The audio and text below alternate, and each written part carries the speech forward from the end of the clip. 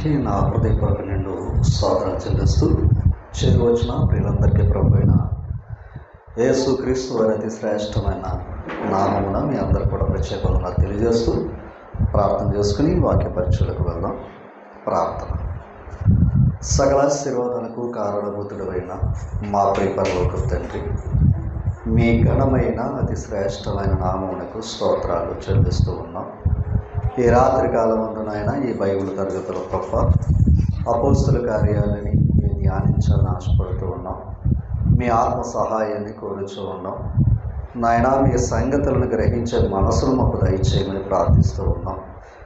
వినివారికి విని బుద్ధిని గ్రహించగల మనసు అందరికీ ప్రసాదించమని, మా స్వనీతి మా స్వబుద్ధిని దూరపరచమని యేసుక్రీస్తు వారి అతి శ్రేష్టమైన నామమున ప్రార్థించి వేడుకొనిచున్నాం మా ప్రియ పరలోకపు తండ్రి.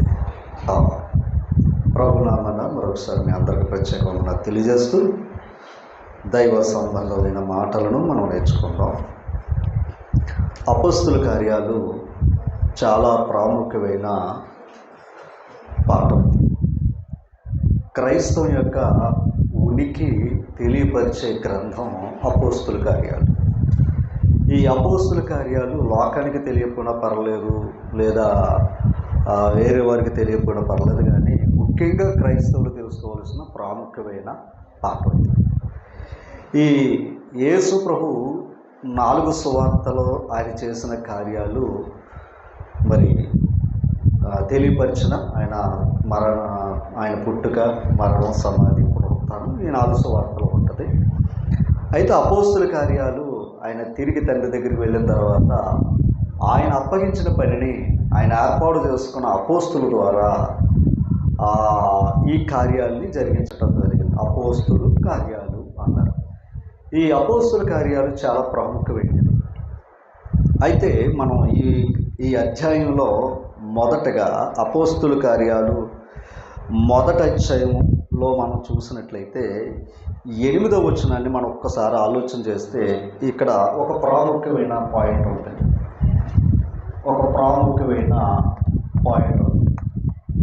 మొదటగా చదవండి సార్. అయినను ఆ పరిశుద్ధాత్మ మీ మీదకు వచ్చినప్పుడు మీరు శక్తి నొందుదురు గనుక మీరు యెరూషలేములోనైనను యోదయ సమరయ దేశమునంతటను భూ దిగంతముల వరకు నాకు సాక్షులయ్యుందురు అని ప్రభు ఈ మాట అపోస్తులకి తెలియపరిచారు. ఈ మాట చెప్పిన తర్వాత ఆయన తిరిగి తండ్రి దగ్గరికి వెళ్ళాడు. వాళ్ళు చూస్తూ ఉండగానే ఇక్కడ మనకు చాలా ప్రాముఖ్యమైన వచ్చినాయి. అపోస్తుల కార్యాలు మనకి ప్రాముఖ్యమైన వచ్చినవి ఏంటయ్యా అంటే 1:8. ఇక్కడ అపోస్తులు 12 మంది. ఇప్పుడు వీళ్ళు ప్రభు తండ్రి దగ్గరికి వెళ్ళాడు. తండ్రి దగ్గరికి వెళ్ళినప్పుడు ఆయన భూమి మీద ఉండగా వాగ్దానం చేశాడు, నేను తండ్రి దగ్గరికి వెళ్ళుట మీకు మేలు, నేను వెళ్ళటం వల్ల మీకు ఆదరణకర్త మీ దగ్గరికి వస్తాడు అన్నాడు. ఆదరణకర్త ఎవరయ్యా అంటే పరిశుద్ధాత్ముడు. ఈ పరిశుద్ధాత్ముడు మీ దగ్గరికి వస్తాడు, అప్పుడు మిమ్మల్ని సర్వసత్యంలో నడుపుతాడని యేసు ప్రభు యోహాను సువార్తలో ఆ మాట చెప్పడం అనేది మనందరూ తెలిసిందే. అయితే ఈ అపోస్తుల కార్యాలు మనం తీయగానే మనకి విధానం, ఆ సమయం తెలియాలి. ఇప్పుడు అమెరికా ఫోన్ చేస్తాం అనుకోండి, ఇప్పుడు సమయం ఎంత? మనకైతే 8:35 అయింది. అక్కడైతే బహుశా ఉదయం 8 అవ్వచ్చు. అంటే ఇదే సమయం, కానీ అక్కడ కాలం ఎలా ఉందన్నది గుర్తించాలి. ఓకేనా? నైజీరియాకి వెళ్ళామనుకోండి, 4 గంటల ముందు ఉంటుంది. వాళ్ళకంటే 4 గంటల ముందు ఉన్నాం. ఇక్కడ నైజీరియా దేశం కంటే మనము 4 గంటల ముందు ఉన్నాం. ఇలా మనం చూస్తే ఇలా ఈ దేశాలు చూస్తే వాళ్ళకి మనకి ఏముందయ్యా అంటే ఒకే సమయం లేదు. వాళ్ళ ముందు ఉండొచ్చు, లేదా మనం వెనక ఉండొచ్చు. అలాగే దైవ గ్రంథాలు మనం చదువుతున్నప్పుడు అక్కడున్న పరిస్థితులు ఏంటి కావాలి, ఆ పరిస్థితులు తెలుసుకుంటే గ్రంథం చాలా స్పష్టంగా మనకు అర్థమవుతుంది. ఈరోజు ఈ అపోస్తుల కార్యాన్ని మరలా చెప్తున్నాను, వీలైన మట్టికి పూర్తిగా తెలుసుకోవడానికి ప్రయత్నం చేద్దాం. కంగారు పడొద్దు, ముందుగా చెప్తున్నాను. త్వరగా వెళ్దాం. అంటే యేసు ప్రభువారు భూమి మీద ఉండగా చెప్పాడు, పరిశుద్ధాత్మను పంపుతానన్నాడు. ఆయన వెళ్ళాడు. ఇప్పుడు ఎవరు రావాలి? ఆ పరిశుద్ధాత్ముడు వస్తాడు అన్నాడు. అప్పుడు వరకు ఎక్కడ ఉండమన్నాడు? యెరూషలేములో కనిపెట్టుకోమన్నాడు. వాళ్ళు ఎక్కడ ఉండాలయ్యా అంటే యెరూషలేము. అప్పుడు సర్వలోకానికి వెళ్ళమని ఇంకా అనలా, చెప్పాడు ఆయన. ముందు ఎక్కడ కనిపెట్టుకోవాలంటే యెరూషలేములో ఉండాలి. యెరూషలేములో ఉంటే ఈ పరిశుద్ధాత్ముడు వస్తాడు. ఈ పరిశుద్ధాత్ముడు వచ్చి ఏం చేస్తాడయ్యా అంటే, గత కాలం చెప్పాను, వాక్శక్తి ఇస్తాడు అంతే. వాక్యాన్ని చెప్పే శక్తి ఇస్తాడు. పరిశుద్ధాత్ముడు వచ్చి వాక్యం చెప్పే శక్తి ఇస్తాడు అని ప్రభు చెప్పాడు అంతే. అలా వీళ్ళు కనిపెట్టుకున్నారు. అపోస్తుల కార్యాలు 2వ అధ్యాయంలోకి వస్తే, పెంతెకోస్తు అనే పండగ దినమున పరిశుద్ధాత్ముడు 12 మంది అపోస్తుల మీదకి రావటం జరిగింది. వారు పొందింది ఏంటయ్యా అంటే అగ్ని బాప్తిసం వారు పొందారు. ఎవరో 12 మంది. అందుకే యేసు బాప్తిసం ఇచ్చి యోహాను అన్నాడు కదా, నేను నీళ్ళలోనే ఇస్తున్నాను, నా వెనక వచ్చేవాడు నాకంటే శక్తిమంతుడు, ఆయన పరిశుద్ధాత్మలోను అగ్నిలోను బాప్తిసం ఇస్తాను అన్నాడు. పరిశుద్ధాత్మలోను అగ్నిలోను బాప్తిసం ఇస్తాను అని చెప్పాడు ఆయన. కనుక ఇప్పుడు పరిశుద్ధాత్ముడు వస్తే కానీ యేసు ప్రభు ద్వారా బాప్తిసం ఏంటయ్యా అంటే, ఒకటి అగ్ని బాప్తిసం అమ్మా, అంతే కదండి, అగ్ని. రెండోది పరిశుద్ధాత్మలోను అన్నాడా లేదా? అన్నాడు. ఇప్పుడు యోహాను అయితే నీళ్ళలోని ఇచ్చానని చెప్పాడు. ఇప్పుడు ఈ అగ్ని బాప్తిసం పొందింది ఎంతమంది అయ్యా అంటే కేవలం 12 మంది మాత్రమే. ఇంకెవరో దాన్ని పొందలేదు. అది మనం నమ్మాలి. దానికి స్పష్టంగా ఎవరైనా ప్రశ్న వేస్తే, ఓకేనా, 2వ అధ్యాయము తీసారా, నా 3వ వచనం చదివండి త్వరగా. మరియు అగ్నిజ్వాలల వంటి నాలుకలు విభాగింపబడినట్టుగా వారికి కనబడి, వారిలో ఒక్కొక్కరి మీద ఎలాగ అగ్నిజ్వాలల వంటి, అంతేనండి. ఇదే అగ్నిజ్వాల మోషే గారికి కూడా పొదలో కనపడ్డది. ఏమ్మా, అర్థమైందండి? ఇప్పుడు చూడండి, అందరూ పరిశుద్ధాత్మతో నిండిన వారే ఆ ఆత్మ వారికి వాక్శక్తి అనుగ్రహించిన కొలది అన్య భాషలతో మాట్లాడారు. ఇది ప్రాముఖ్యమైనది. ఎందుకంటే యెరూషలేములో కొంతమంది హెబ్రీ భాష వచ్చు, మాతృభాష కాబట్టి. మరి ఇంకా ఆ ప్రాంతాల్లో గ్రీసులు ఉన్నారు, అరమికులు ఉన్నారు, ఆయా ప్రాంతాల నుంచి వచ్చిన వారు అనేక మంది భాషలు కలిగిన వారు ఉన్నారు. ఇప్పుడు ఆ భాషలో వాళ్ళకి వాక్యం చెప్పాలంటే ఇలా అంటే దాన్ని ఏమంటారంటే భాష నేర్చుకుని వాక్యం చెప్పలేదు అలా.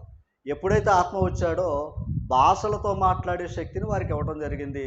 వారు భాషలతో మాట్లాడారు, మా భాషలో మాట్లాడారు, మనకు వాక్యం అర్థమైంది అని వాళ్ళు ఎంతనే ఏం చేశారు, 3000 మంది అంటే వాళ్ళ భాషలో వాక్యం చెప్పడం వల్ల వారికి అర్థమైంది అని అక్కడ మనకు రుజువు ఉంది.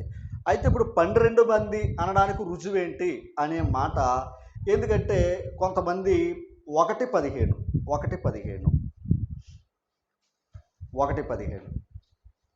ఆ కాలం మంది ఇంచుమించు 120 మంది సహోదరులు కూడి ఉండగా అని ఉంది. ఓకేనండి. అంటే ఈ 12 మంది కాకుండా ఇంకెంతమంది ఉన్నారని ఉంది అక్కడ? 120 మంది. ఇప్పుడు ఆ పరిశుద్ధాత్మ అగ్ని బాప్తిసం కూడా వీళ్ళ 120 మంది మీద కూడా పొందారు అని కొంతమంది నమ్మేవారు కూడా ఉన్నారు. అంటే 120 మంది ఉన్నారు, 12 మంది ఉన్నారు.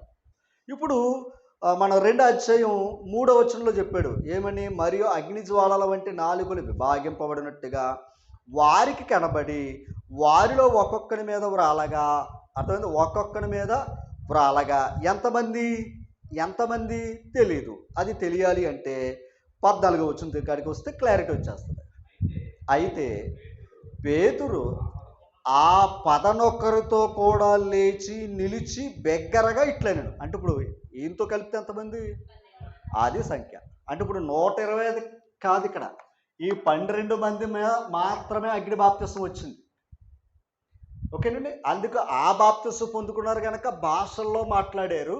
ఇప్పుడు వాళ్ళందరూ మాట్లాడారు, విన్నారు. ఇప్పుడు పేతురు గారు ప్రసంగం చేస్తున్నాడు. ఇప్పుడు పేతురు గారు 120లో ఒక్కడు అని అనలా, అదనమాట. అందుకని అక్కడ క్లారిటీ ఇచ్చేసాడు ఏమని, అయితే పేతురు ఆ 11 కూడా, అంటే ఇప్పుడు అర్థమైంది మీకు, అగ్ని బాప్తిసం ఎవరు పొందారు? అది మనకు కావాల్సింది అదే. ఓకే అంటే సమయం ఎక్కువ ఉంది కనుక త్వరగా వెళ్ళిపోతాం మనం. ఇప్పుడు వాళ్ళు ఏమయ్యారు, 3,000 మంది ఏమయ్యారు, బాప్తిసం పొంది సంఘంలో చేర్చబడ్డారు. మొట్టమొదటిగా ప్రభు సంఘం కట్టబడ్డది ఎక్కడయ్యా అంటే యెరూషలేము. అది గుర్తుపెట్టుకోండి. సంఘం ఎక్కడ కట్టబడింది? యెరూషలేము. ఇలా యెరూషలేములో ఒక సంఘం కట్టబడిన తర్వాత ఓకేనండి, ఇలా పేతురు యోహాను గారు సేవను ఏం చేస్తున్నారు? సువార్తను ప్రకటిస్తూ విస్తరిస్తూ ఉన్నారు. ఇలా ప్రకటించిన తర్వాత 8 అధ్యాయం దగ్గరికి వచ్చాడు. 8 అధ్యాయం మొదటి వచనం త్వరగా.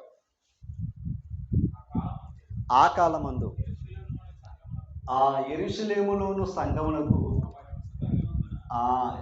అంటే యెరూషలేములో ఉన్న సంఘానికి ఏం కలిగిందంట అంటే, ఇప్పుడు సంఘం ఎక్కడుంది? ఇది గుర్తుపెట్టుకోండి. అంటే యెరూషలేము సంఘమాక సుమా ప్రభు స్వరక్తం ఇచ్చి సంపాదించిన సంఘం. అది మొదట ఎక్కడుంది? యెరూషలేములో ఉంది. ఎందుకంటే ఆయన పుట్టింది అక్కడ, ఆయన చేసింది అక్కడ. ఓకేనండి, అందుకు సంఘం స్థాపించింది ఆ ప్రాంతం. అది దేవుడు ముందుగానే చెప్పాడు. అంతేగాని ఇప్పుడు ఏదో విధానాలు వేరే నామాలు పెట్టుకున్నది అది ప్రభు సంఘం అయితే కాదు. రైట్, ఇప్పుడు చూద్దాం. ఆ కాలమందు యెరూషలేములోను సంఘమునకు గొప్ప హింస. అంటే ఇప్పుడు సంఘానికి ఎప్పుడు కూడా ఏం కలుగుతుంది చెప్పాలి, అది గుర్తుపెట్టుకోండి. అందుకే క్రైస్తవుడైనందుకు బాధ అనుభవించిన ఎడల ఆ పేరుని బట్టి ఏం చేయాలి? సంతోషించమంటాడు. ఓకేనా? క్రీస్తు యేసునందు సద్భక్తితో కలిగిన వారందరూ ఏం పొందుతారంటాడు? హింస పొందుతారు. మీరు క్రీస్తుని కలిగారా మొదలవుతుంది అది. ఏది? హింస. అది గుర్తుపెట్టుకోండి. ముందు కలిగేది అదే. ఏది? హింస. సంఘానికి అదిగో ప్రభు సంఘానికి ఏం కలిగింది అక్కడ? హింస. ఆ హింస ఏంటయ్యా అంటే స్టెఫను రాళ్లతో కొట్టి చంపేశారు. స్టెఫను రాళ్లతో కొట్టి చంపేశారు. చంపేసినప్పుడు అక్కడ ఉన్న వాళ్ళందరూ ఏమయ్యారయ్యా అంటే, కింద మాటకు వచ్చేద్దాం. తర్వాత త్వరగా ఆ హింస కలిగినందున ఆ అపోస్తులు తప్ప అందరూ నెక్స్ట్ ఎక్కడికి వెళ్ళారంట? ఈ ప్రాంతాలకి చెదిరిపోయారంట. చెదిరిపోయారంట. ఎవరో ఇక్కడున్నవారు సంఘ సభ్యులు ఎక్కడికి వెళ్ళిపోయారు? ఇది ఎప్పుడు గుర్తుపెట్టుకోండి. అంటే ఎక్కడున్న విత్తనాలు ఎక్కడికి వచ్చినాయి, ఎక్కడున్న విత్తనాలు ఇక్కడికి వచ్చినాయి. ఎందుకు వచ్చిందంటే హింస ద్వారా. అంటే ఇక్కడికి రావటం వల్ల ఇప్పుడు ఈ ప్రాంతాలు ఎందాక దైవం నిర్ణయించాడు కదా, యెరూషలేములోను యోదయ సమరయ భూ దిగంతముల వరకు మీరు నాకేమవుతారు అన్నాడు. ఆయన సాక్షులై ఉందురు అన్నాడా లేదా? అంటే సువార్త వెళ్ళాలంటే ఏం కలుగుతుంది? హింస కలిగినప్పుడు సువార్త విస్తరిస్తుంది. అర్థమైందండి? హింసలు సమస్యలు వచ్చినప్పుడే సంఘం విస్తరిస్తుంది. అందులో ఎటువంటి డౌట్ ఏమీ లేదు. ఓకేనా?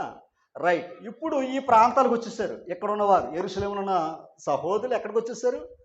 వచ్చి వాళ్ళు ఏం చేశారు చూద్దాం. తర్వాత 4వ వచనం త్వరగా.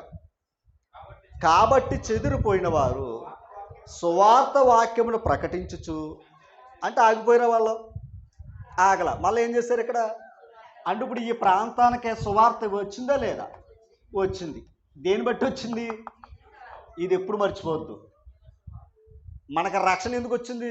క్రీస్తు మరణం ద్వారా. అర్థమైందండి? మరొకరు సువార్త వెళ్ళాలంటే మనకు కూడా ఏం కలిగిద్ది? హింస కలిగిద్ది. ఓకేనండి? ఇక్కడ పెట్టొద్దు అన్నాం అనుకోండి, అది ఇంకో చోటకి వెళ్తుంది. అంటే దాని అర్థం ఏంటి? అక్కడ ఎవరో ప్రభుకి కావాల్సిన వాళ్ళు ఉన్నారని అర్థం. రైట్, ఇప్పుడు రెండో ప్రాంతం. ఇప్పుడు ఇక్కడికి వచ్చాక ఇక్కడ ప్రాముఖ్యమైన వ్యక్తి ఎవరయ్యా అంటే ఫిలిప్పు. గుర్తుపెట్టుకోండి, ఎవరు? ఫిలిప్పు. ఈ ఫిలిప్పు వాక్యాన్ని బోధించి అనేకులు ప్రభువులోనికి నడిపించడం ఇదంతా జరిగింది. ఇక్కడ నపుంసకుడు బాప్తిసం పొందటం, ఎవరో ఈ ఫిలిప్పు గారి ద్వారా నపుంసకుడు బాప్తిసం పొందటం, ఇలా జరుగుతూ వచ్చినాయి. తర్వాత గమనించాలి, ఈ 9వ అధ్యాయంలోకి వచ్చాక పౌలు గారు ఏం చేద్దామని చూశాడు? సంఘాన్ని హింసిందామని. అంతేనండి? సంఘాన్ని ఏం చేద్దామని చూశాడు? అది అందరి మైండ్లో ఉన్నది ఏంటంటే సంఘాన్ని ఏం చేయాలని? హింసించాలని. అలా వెళ్ళినప్పుడు గమనించాలి, అతను ప్రభు యొక్క వెలుగు చూసినప్పుడు ఏమైపోయాడైనా 3 రోజుల కళ్ళు కనపడకుండా కూర్చున్నాడు. రైట్, అది 9వ అధ్యాయంలో పౌలు గారు మనకు పరిచయం అవుతాడు. అక్కడ అంటే స్టెఫను రాళ్ళతో కొట్టి చంపేసినప్పుడే ఆ బట్టలు అక్కడ పెట్టినప్పుడు ఆయన అక్కడ దాన్ని సమ్మతించాడట. అంటే స్టెఫను చావటానికి కూడా ఆయన ఆమోదించాడంట. ఎవరో? పౌలు గారు. అయితే సమయం గురించి కొంచెం త్వరగా వెళ్తున్నాను సుమా. 31వ వచనం. 11:31 11:30 ఈ మాట చూడండి. కావున 9:31 అమ్మ. కావున యోదయ గలిలయ సమరయ దేశమంతట సంఘము క్షేమాభివృద్ధి నొందుచు. అంటే ఏమైపోతుంది సంఘం? అది అంటే ఎక్కడి నుంచి వచ్చారు, మళ్ళీ ఎక్కడ కూడా ఏమైపోతుంది? ప్రభు సంఘం విస్తరిస్తుంది. మర్చిపోతున్నా, ఎక్కడ కూడా ఏమవుతుంది? ప్రభు పరిచర్య విస్తరిస్తుంది. దానికి కారణం వచ్చునమాట. తర్వాత చూడండి, కలిగి ఉండెను, సమాధానము కలిగి ఉండెను, మరియు ప్రభువునందు భయమును పరిశుద్ధాత్మ ఆదరణయు కలిగి నడుచుకొనుచు. ఈ రెండు ఉండాలి. సంఘం విస్తరించాలంటే ప్రభు అంటే భయం ఉండాలి, పరిశుద్ధాత్మని యొక్క ఆదరణ కూడా ఉంటేనే సంఘం ఏమవుతుంది? ఇప్పుడు ప్రభు భయం లేదనుకోండి, ఎలాగ విస్తరిస్తుంది సంఘం? మనమే విస్తరించాం. ఓకేనా? రైట్. అంటే ఇక్కడ మనకేమండి, యోదయ సమరయ ప్రాంతాలు ఏమవుతుంది అంటే సంఘం ఎక్కడ బలపడ్డది, తర్వాత హింస కలిగింది. తర్వాత యోదయ సమరయ ప్రాంతానికి వచ్చారు, ఇక్కడ కూడా సువార్త ప్రకటించబడ్డది, ఎక్కడ కూడా ఏమైంది? విస్తరించబడ్డది. ఓకేనా? రైట్. ఇప్పుడు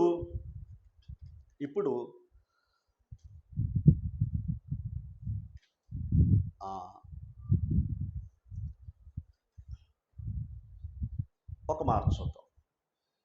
10వ అధ్యాయం తీసారా? ఈ 10వ అధ్యాయంలో మనకి ఒక ప్రాముఖ్యమైన వ్యక్తి కనబడతాడు. ఎవరయ్యా అంటే ఆయన కొర్నేలి. ఒక మాటలో చెప్పాలి అంటే భూదిగంతములో ఉన్నది ఎవరో? అన్యులు. అంతేనండి. ఇక్కడ యెరూషలేము, యోదయ సమరయలు, వీళ్ళ కూడా చెప్పాలంటే దగ్గర సంబంధులే, బంధువులే. మరి వీళ్ళెవరో? మరీ దూరస్తులు. అవునంటారు కదంటారా? అన్యుడు. అంతే కదండి. ఇప్పుడు ఈ అన్యుడు గమనించాలి. మొట్టమొదటిగా అక్కడ మనకి ఎవరికి గుర్తొస్తారంటే కొర్నేలు గుర్తొస్తారు. అంటే ఇప్పుడు సువార్త ఎక్కడికి వెళ్ళింది? అన్యుడి దగ్గరికి వెళ్ళింది. అర్థమైందండి? అన్యుడి దగ్గరికి వెళ్ళింది. ఇప్పుడు ఈ 10వ అధ్యాయంలోకి వెళితే ఈ కొర్నేలు ద్వారా గమనించాలి, ఆ కుటుంబం రక్షించబడ్డది, తనతో ఉన్న స్నేహితులు కూడా ఏం చేసుకున్నాడు? ఆయన రక్షించుకున్నాడు అనే మాట మనకి ఇక్కడ కనపడుతూ ఉంది. అయితే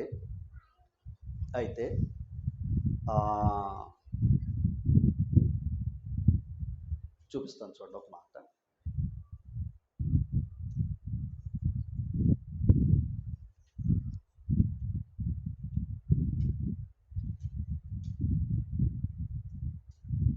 పదకొండు మొదటి వచ్చిన చదవండి, రాసుకోండి. నేను చెప్పేదాన్ని కూడా ప్రాముఖ్యమైన పాయింట్. అన్యజనులు దేవుని వాక్యము అంగీకరించరని అపోస్తులను యోదయ ఎంతటనున్న సహోదరులు వినిరి. ఎవరి వాక్యం విన్నారండి? అన్యులు. ఒకప్పుడు మరి వీళ్ళ కూడా ప్రవేశం లేదు. అంటే ఇప్పుడు అన్యులు కూడా ఏమయ్యారు? దేవుని వాక్యాన్ని ఏం చేశారంట? విన్నారు. వాళ్ళందరూ ఏం చేశారో తెలుసండి? సంతోషించారు. ఓకేనా? వాళ్ళందరూ కూడా ఏం చేశారు అంటే వాళ్ళు కూడా దేవుడు ఆ భాగ్యాన్ని ఇచ్చాడు అనే మాట మనకు అక్కడ కనపడుతూ ఉంటుంది.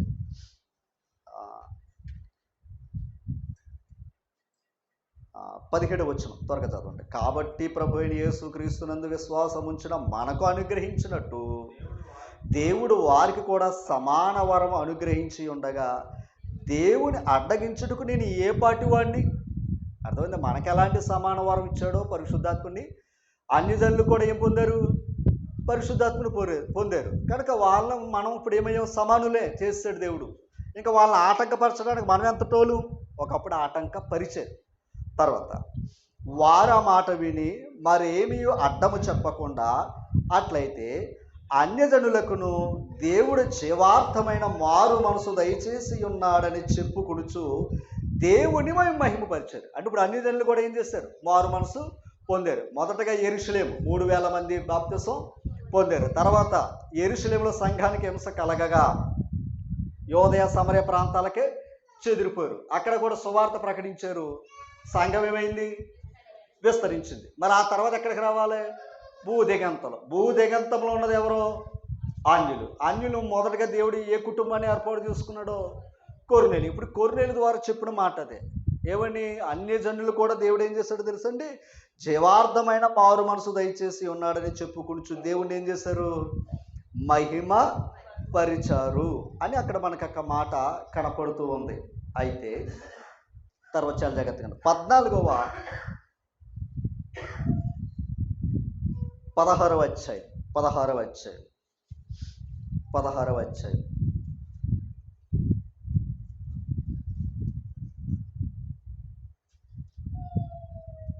మాట్లాడు 4వ వచనం చదవండి. చాలా ఇంపార్టెంట్ మాటలు, చాలా ఇంపార్టెంట్ వచనం అది.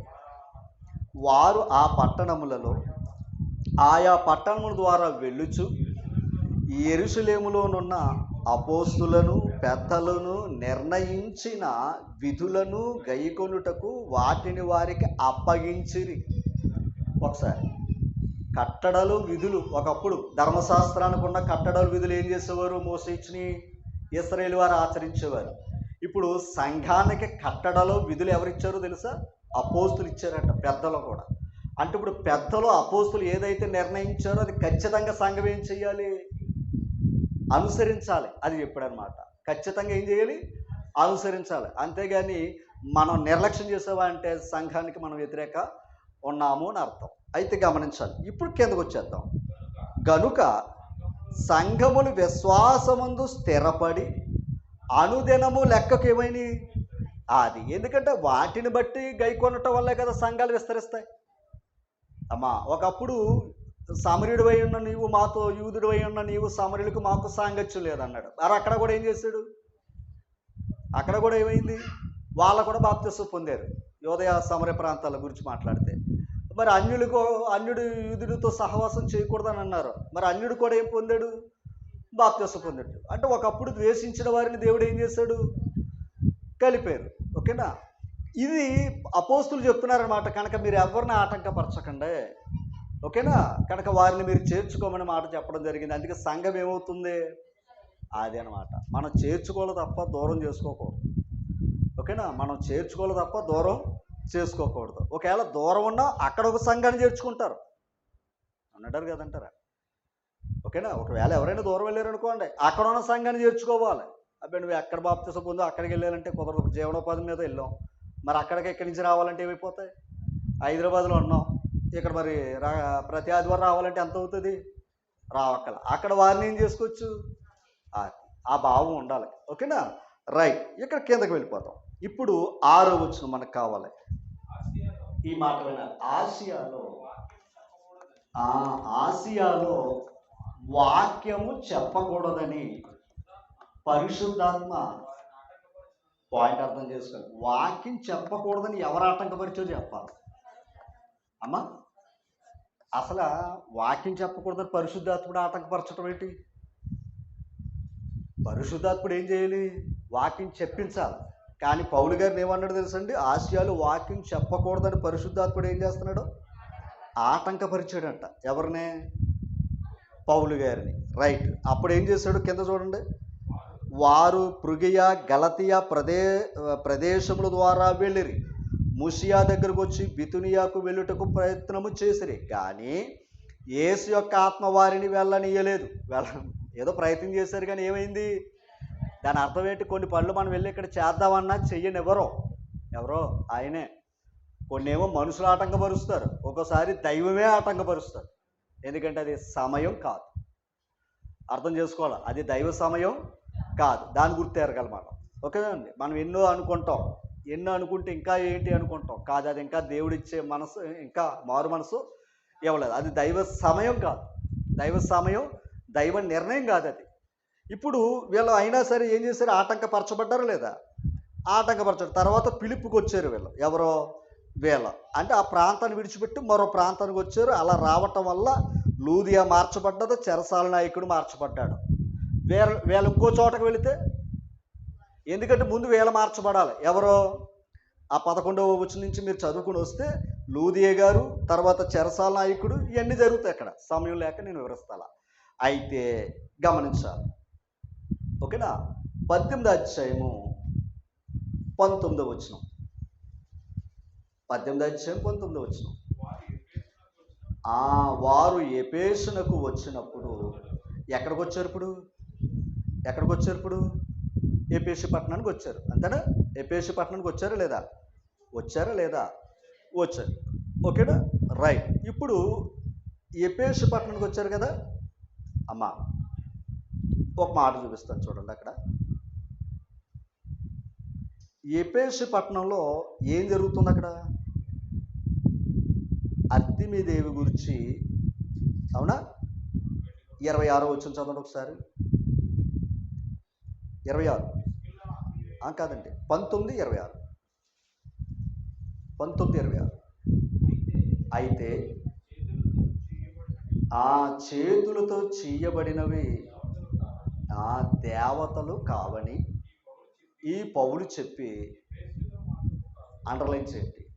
ఇందాక పౌలు గారు ఎక్కడికి వెళ్ళారని చెప్పుకున్నాం, రైట్. ఏంటో ఆ ప్రాంతం అది ఎక్కడ ఉందో మనకు సరిగ్గా తెలియదు. ఇప్పుడు ఇంతకే ఎఫెసు పట్టణంలో ఏముందయా అంటే అర్తిమీదేవి అనేది ఉంది అక్కడ, తెలుసు కదా. ఇప్పుడు చూడండి అక్కడ కాదు, దాదాపు ఆసియా అంతటా బహుజనమును ఒప్పించి త్రిప్పి ఉన్న సంగతిని మీరు చూచి విని ఉన్నారు అన్నారు. అంటే ఇప్పుడు ఆసియా ప్రాంతంలోనే ఈ ఎఫెసు పట్టణం ఉంది. అంటే ఇప్పుడు పౌలు గారు ఇప్పుడు ఎక్కడికి వచ్చాడని అర్థం, ఆసియా ప్రాంతానికి వచ్చాడు. ఒకప్పుడు ఏమన్నాడు, వెళ్ళొద్దు అన్నాడు. ఓకేనా, ఒకప్పుడు ఏమన్నాడు, ఆసియా ప్రాంతానికే వెళ్ళొద్దు అన్నాడు. ఇప్పుడు ఎక్కడికి వచ్చాడు ఆయన, వెళ్ళారు. 10వ వచనం సారీ 19వ అధ్యాయము 10వ వచనం చదవండి. 19:10. 2 ఏండ్ల వరకు ఎలాగూ జరగను, యూదులేమి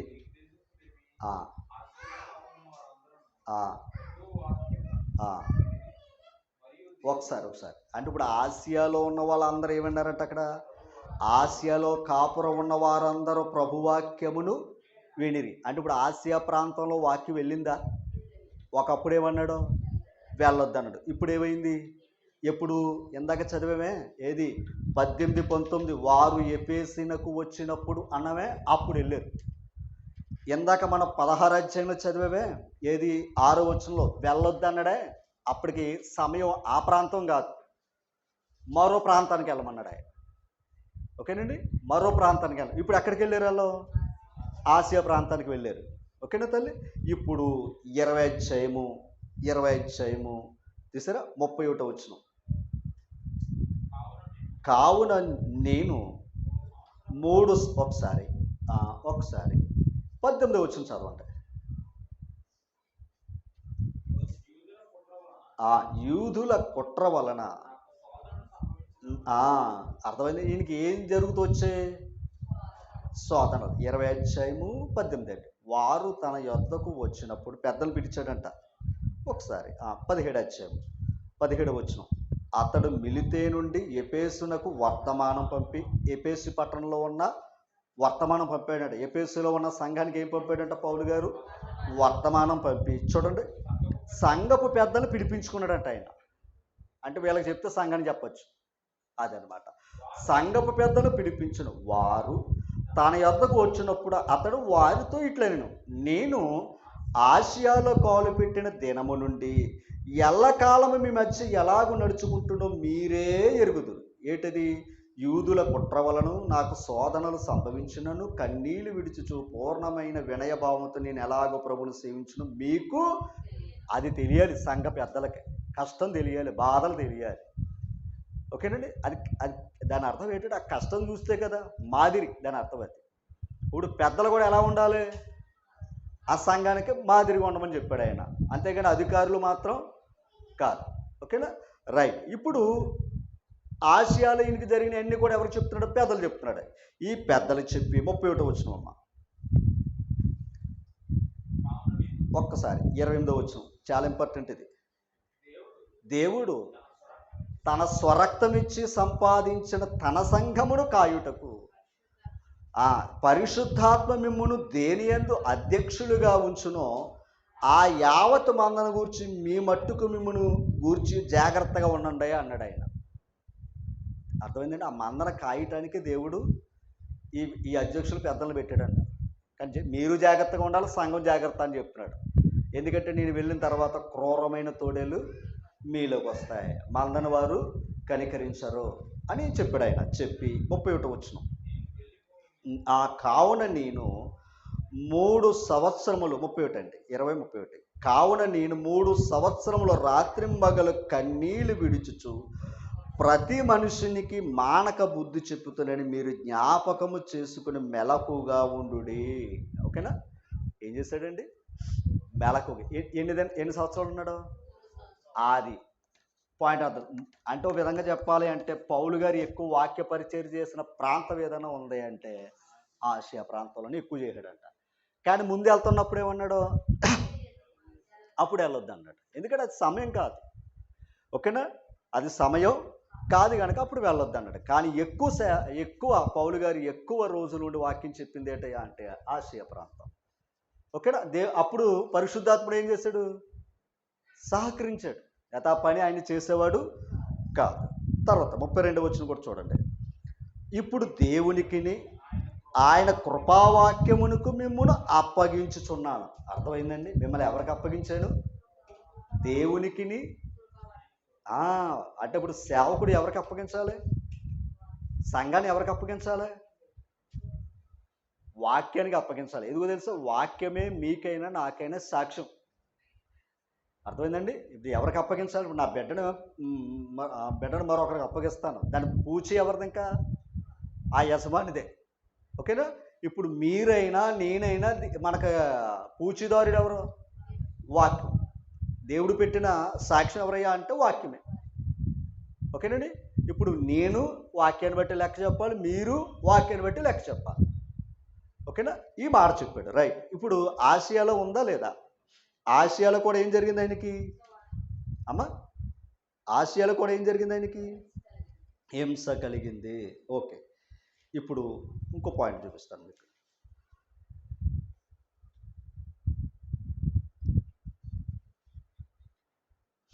23 అధ్యాయము 11 వచనం. 23 అధ్యాయము 11 వచనం.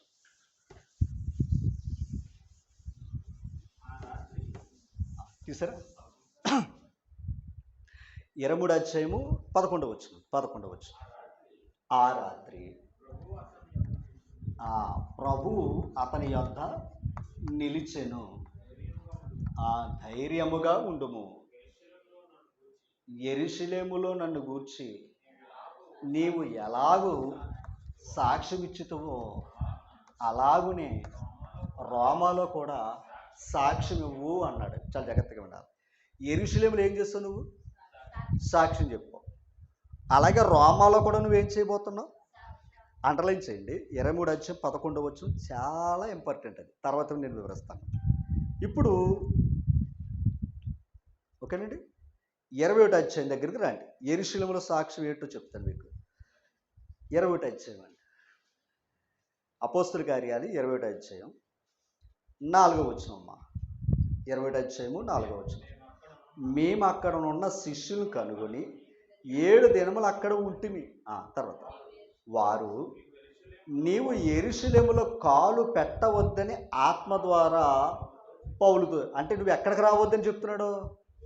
యెరూషలేములో కాలు పెట్టొద్దు, యెరూషలేం ప్రాంతం రావద్దు, వస్తే నీకేముంది? ప్రమాదం ఉంది అని చెప్తున్నాడు. కాలు పెట్టొద్దని చెప్తున్నాడు ఆయన. అమ్మా తర్వాత ఒకసారి అండి 10వ వచనం. మేము అనేక దినములు అక్కడ ఉండగా అగాబు అని ఒక ప్రవక్త యోదయ నుండి వచ్చాడంట.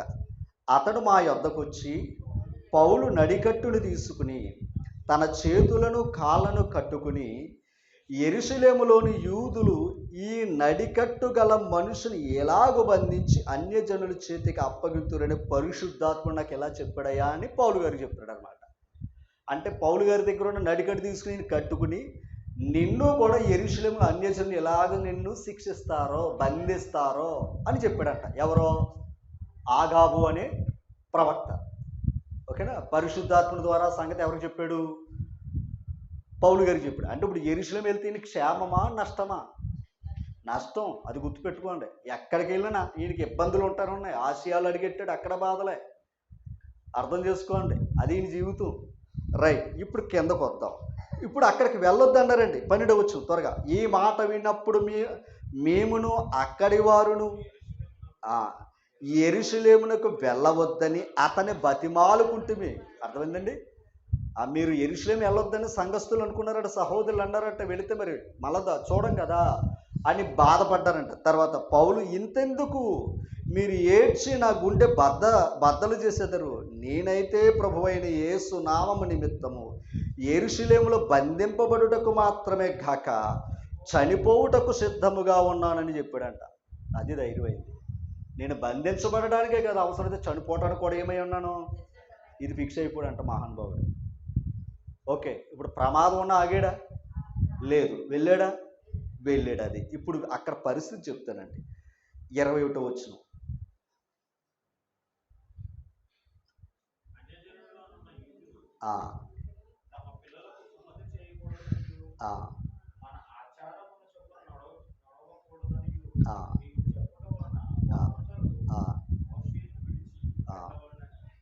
అంటే ఇప్పుడు పౌలు గారి మీద ఎలాగున్నారంటే కక్ష కట్టి ఉన్నారంట. ఎవరో? యూదులు. యెరూషలేములో ఎవరున్నారు? యూదులు. మరి పౌలు గారు కూడా ఎవరు? యూదుడే. అంటే మనవుడై ఉండి మన ధర్మం కాదంటున్నాడయ్యా, మోషే గారు ఇచ్చిన ధర్మం కాదంటున్నాడండి అని వీళ్ళందరూ కూడా పౌలును చంపేంత వరకు అన్నపానములు పుచ్చుకోమని ప్రమాణం చేశారంట 40 మంది. పౌలు గారిని చంపేంత వరకు అన్నపానాలు పుచ్చుకోమని ప్రమాణం కూడా చేసిన వారు కూడా ఉన్నారంట. అంత కక్ష కట్టారంట. ఎవరి మీద? పౌలు గారి మీద. ఆ తర్వాత చాలా జాగ్రత్తగా వినాలి. ఇప్పుడు 20వ అధ్యాయంలోకి వెళితే 27వ వచనం త్వరగా. 27. 7 దినములు కావచ్చినప్పుడు ఆసియా, అంటే యెరూషలేము వెళ్ళాడు. ఎన్ని రోజులైన ఇప్పుడు? 7 రోజుల తర్వాత 7 దినములు కావచ్చినప్పుడు ఆసియా నుండి వచ్చిన యూదులు దేవాలయములు అతనిని చూచి సమూహం అంతటిని కలవరపరిచి అతని బలవంతంగా పట్టుకున్నారంట. ఎక్కడి నుంచి వచ్చారంటే యూదులు. మరి ఆసియాలో కూడా ఏముంది ఆయనకి? అక్కడ బాధలే వీళ్ళ వల్ల. ఇప్పుడు వాళ్ళు ఎక్కడికి వచ్చి ఇప్పుడు పౌలు గారిని ఏం చేశారంట? బలవంతంగా పట్టుకున్నారట. ఎందుకంటే ఎదురు చూస్తున్న సరైన సమయం మనకు దొరికిందని పట్టుకున్నారట. పట్టుకుని ఆ మాట చూడండి. ఇశ్రాయేలులారా సహాయం చేయరండి, ప్రజలకును ధర్మశాస్త్రమునికి స్థలమునకు విరోధముగా అందరికీ అంతట బోధించుచున్నవాడు వీడే. అర్థమైందండి? చూడండి. మరియు వీడు గ్రీసు దేశస్థులను దేవాలయములోనికి తీసుకుని వచ్చి పరిశుద్ధ స్థలమును అపవిత్రపరిచి ఉన్నాడని కేకలు వేశారు. అంటే అన్యుని తీసుకుని వచ్చి మందిరాన్ని తీసుకుని వచ్చేస్తున్నాడు అని వారందరూ కూడా ఈయన మీద ఏం చేశారు?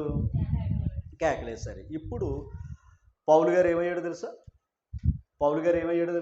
బంధించబడ్డాడు. అర్థమైంది మీకు? పౌలు గారు ఏమయ్యాడు? బంధించబడ్డాడు. మొట్టమొదటిగా సహస్రాధిపతి దగ్గర ఉన్నాడు ఈయన. ఓకేనా? సహస్రాధిపతి దగ్గర ఉన్నాడు. ఆ తర్వాత అంటే ఇది కొంచెం వివరణ గురించి చెప్తాను. ఈ సహస్రాధిపతి ఏం చేశాడంటే ఇందాక చెప్పాను 23:12. ఇప్పుడు చదవండి 23:12. ఉదయమైనప్పుడు యూదులు కట్టుకట్టి తాము పౌలును చంపు వరకు అన్నపానములు పుచ్చుకొనమని ఒట్టు పెట్టుకునిరి. ఈ కుట్రలో చేరిన వారు 40 మంది కంటే ఎక్కువ. అర్థమైందా మీకు? ఎంతమంది ఉన్నారంట? ఆడి చంపేంత వరకు అన్నపానాలు పుచ్చుకోమన్నారంట. అంటే ఇప్పుడు పౌలు దొరికితే ఏం చేద్దాం చూస్తున్నారు? చంపేయడానికి ఉన్నారు. అంటే ఇప్పుడు యెరూషలేములో ఏముంది? బంధించబడటమే కాదు, ప్రమాదం ఉంది ఆయనకి. ఈ సంగతి సహస్రాధిపతి తెలిసి ఏం చేయడయ్యా అంటే అతను ఫిలిక్స్ దగ్గరికి పంపాడట. ఎవరో? సహస్రాధిపతి అంటే 100 మంది మీద అధికారి. ఆయన ఏం చేశాడంటే ఇక్కడ ఉంటే ఇతను చంపేస్తారన్న సంగతి పౌలు మేనలుడి ద్వారా తెలుసుకున్నాడట. ఆయన ఆ రాత్రి ఏం చేశాడయ్యా అంటే ఫిలిక్స్ అనే ఒక అధికారి దగ్గరికి, అధిపతి అయిన ఆయన దగ్గరికి పంపాడు. 26వ వచనం దగ్గరికి వెళితే అయితే ఆయన ఏం చేశాడయ్యా అంటే జాగ్రత్తగా ఉండి. ఆ తర్వాత ఆయన ఏం చేశాడయ్యా అంటే 24వ అధ్యాయంలోకి వచ్చాక ఒక సభ పెట్టుకున్నారు. ఏంటయ్యా ఈ తప్పు అంటే పౌలు గారి మీద ఏం చేద్దామని చూశారండి? తప్పిదాలు పడదామని చూశారు. ఇలాగా అనేక సార్లు ఏమైందయ్యా అంటే పౌలు గారి మీద చాలా ఆర్గ్యుమెంట్ జరుగుతూనే వచ్చింది. ఎక్కడ? పౌలు గారి మీద. ఓకేనా? పౌలు గారి మీద ఆర్గ్యుమెంట్ జరుగుతూనే వచ్చింది. ఇప్పుడు ఈయన ఏమన్నాడయ్యా అంటే ఇప్పుడు చూడండి 11వ వచనం. అదే 23:11 వచనం. ఆ రాత్రి ప్రభు అతని యొద్దకు నిలిచుండి ధైర్యముగా ఉండుము, యెరూషలేములో నన్ను గురించి నువ్వు ఎలాగూ సాక్ష్యం ఇచ్చుతావో. ఒకసారి సాక్ష్యం ఇచ్చాడా?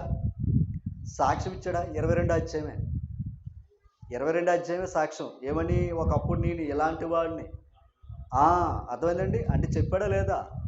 అంటే తన సాక్ష్యాన్ని యెరూషలేములో ఉన్నవారు అందరికి చెప్పాడా లేదా?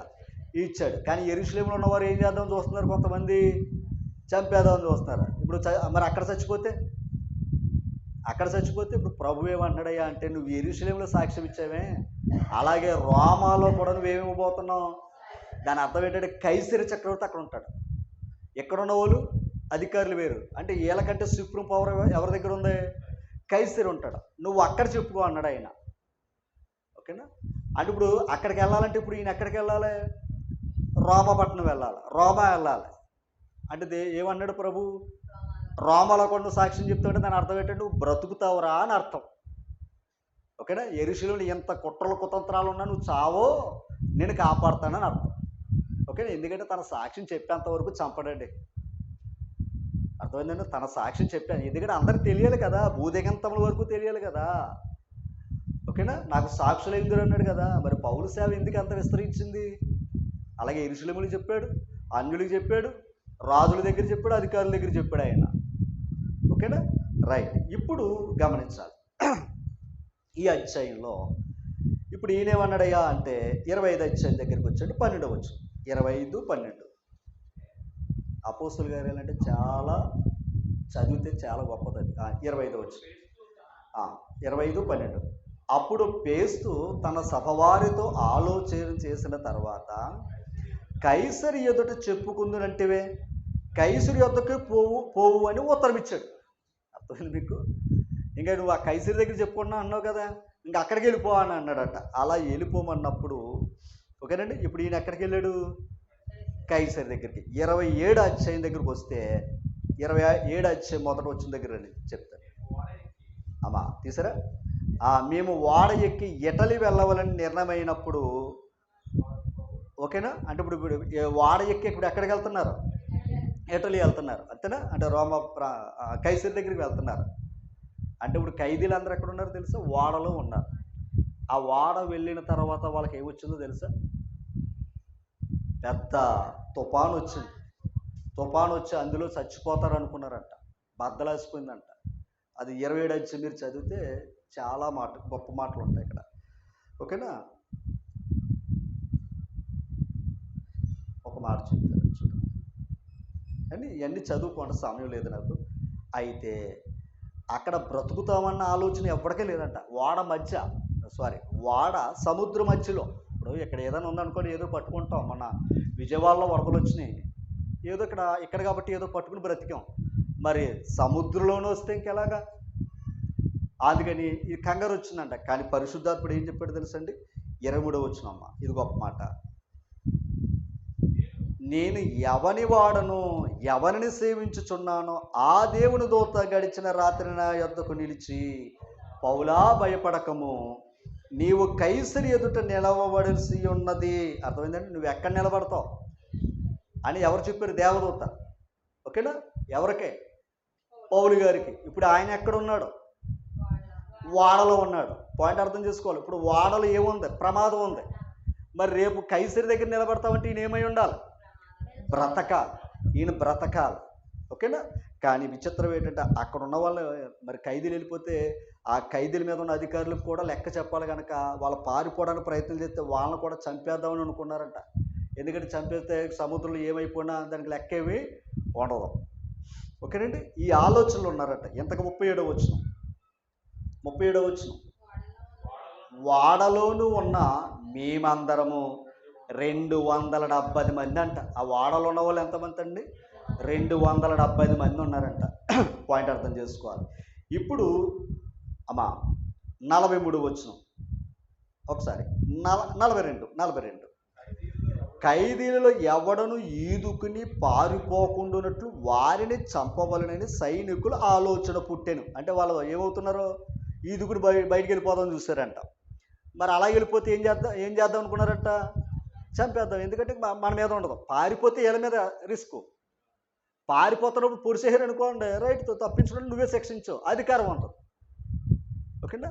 ఆ మాట చెప్తున్నారు. తర్వాత శతాధిపతి పౌలును రక్షింపను ఉద్దేశించి వారి ఆలోచన కొనసాగనీయక మొదట అచ్చరు ఆ ఈదగలవారు ఆ సముద్రములో దూకి ఆ దరికి పోవలనని కడమవారిలో కొందరు పలకల మీద కొందరు వాడ చెక్కల మీద పోవాలని ఆజ్ఞాపించాను. ఇలాగో అందరూ తప్పించుకుని ఎక్కడికి వచ్చారట? సైనికుల ఆలోచన చంపేద్దాం చూశారు, కానీ ఏమైంది? ఆలోచన మార్చాడు. ఇప్పుడు ఎంతమంది రక్షించబడ్డారో తెలుసా? పౌలు ద్వారా 276 బ్రతికారంట పౌలు ద్వారా. రైట్. ఇప్పుడు 16 వచ్చింది, 28-16 అండర్లైన్ చేయండి. మేము రోమాకు వచ్చినప్పుడు, అంటే ఇప్పుడు రోమా వచ్చాడా లేదా? దేవుడు చెప్పినట్టు జరిగిందే లేదా? అదనమాట. మేము రోమాకు వచ్చినప్పుడు పౌలు తనకు కావలి ఉన్న సైనికులతో కూడా ప్రత్యేకంగా ఉండుటకు సెలవు పొందాడు. అంటే ప్రత్యేకంగా ఇతను చూసేవారట. ఓకే. తర్వాత ఎక్కడికి వెళ్ళాడు? కైసరి దగ్గరికి వెళ్ళి జరిగిన సమస్యలన్నీ చెప్పుకోవటం జరిగింది. అయితే మనకి ఇక్కడ కావాల్సింది ఏంటయ్యా అంటే ప్రాముఖ్యంగా, ఓకేనా, ఇప్పుడు ఆయనకి ఆసియా ప్రాంతంలో వెళ్ళొద్దు అన్నాడు. తర్వాత ఏమైంది? వెళ్ళాడు. అందుకే 3 సంవత్సరాల వాక్యం చెప్పాడు అక్కడ మనకి. అలాగే యెరూషలేములో ఏమున్నాయి? ఆయన కొరకు శ్రమలు, హింసలు, బంధకాలు ఉన్నాయి. అయినా వెళ్ళాడా లేదా? వెళ్ళాడు. తర్వాత రోమా వెళ్ళడానికి కూడా సాక్ష్యం చెప్తూ అన్నాడు. కానీ రోమా వెళ్ళడానికి ఎంత ప్రమాదం ఉంది? వాడ ప్రమాదం. అది కూడా ఏమయ్యాడు? దేవుడు ఏం చేశాడు? అతన్ని తప్పించాడు. అందుకే పౌలు ప్రతి విషయాన్ని అదే చెప్పాడు. ప్రభు నన్ను బలపరిచాను, నన్ను కాపాడుతుంది ఎవరో? ప్రభు అన్నాడు. ఈ మాట ఆలోచన చేస్తే ఇది అపోస్తుల కార్యాల్లో కొన్ని ప్రాముఖ్యమైన భాగాలను చెప్పడం జరిగింది. ఓకేనా? పాయింట్ అర్థమైంది మీకు ఏదన్నా? అమ్మా, అంటే యెరూషలేములో ఉన్న సంఘం హింస రాగా యోదయ సమరయ ప్రాంతానికి వెళ్ళింది. అక్కడ సంఘాలు క్షేమాభివృద్ధి కలిగింది. తర్వాత భూదిగంతముల వరకు అన్యజనులు కూడా సువార్త వెళ్ళింది పౌలు గారి ద్వారా. ఎందుకంటే పౌలు గారిని ఏర్పాటు చేసుకుంది అన్యజనుల కోసం. అందుకు యెరూషలేములోను ఆయా ప్రాంతాల్లోనూ కైసరులో కూడా ఏం చేశాడు? ఆయన సువార్త ప్రకటించినట్టుగా మనం చూసి ఉన్నాం. అయితే ఇక్కడ కొన్ని విషయాలు, కొన్ని అపోస్తుల కార్యాలు చదువుతున్నప్పుడు కొన్ని అపార్థాలు కొన్ని ఉన్నాయి. అవి మీకు వివరించి నేను ముగించేస్తాను త్వరగా. అవి కూడా మీకు చెప్పేసి నేను ముగిస్తాను. అగ్ని బాప్తిస్మం ఎవరు పొందారు? అంతే. మరి పరిశుద్ధాత్మలో బాప్తిస్మం ఎవరు పొందారు అంటే, ఒకసారి పరిశుద్ధాత్మలో బాప్తిస్మం ఎవరు పొందారు అంటే 10వ అధ్యాయం.